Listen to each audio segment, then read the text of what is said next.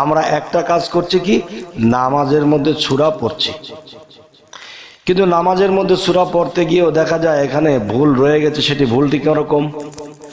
আল্লাহ ব্যতীত যদি আমি কাউকে স্মরণ না করি, তাহলে আল্লাহ ব্যতীত অন্য কাউকে যদি নামাজের মধ্যে আমি স্মরণ করি, তাহলে শিরককারী কাফের হয়ে যাব।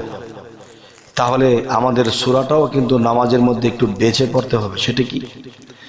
যে তাব্বাত ইয়াদা আবি লাহাবি ওয়া তাব্বা মা আগনা আনহু মালুহু ওয়া মা কাসাব, কি বলা হয়েছে? ধ্বংস হোক আবু লাহাবের সঞ্চয়কৃত ধন সম্পদ, ধ্বংস হোক আবু লাহাবের দুই হস্ত, ধ্বংস হোক আবু লাহাব। হায় হায়, সে 1450 বছর 1500 বছর আগে তো সেই 1450 বছর আগে তো ধ্বংস হয়ে গেছেন আবু লাহাব। এখন নামাজের মধ্যে দাঁড়িয়ে কাকে আমরা ধ্বংস করছি? এক। দ্বিতীয়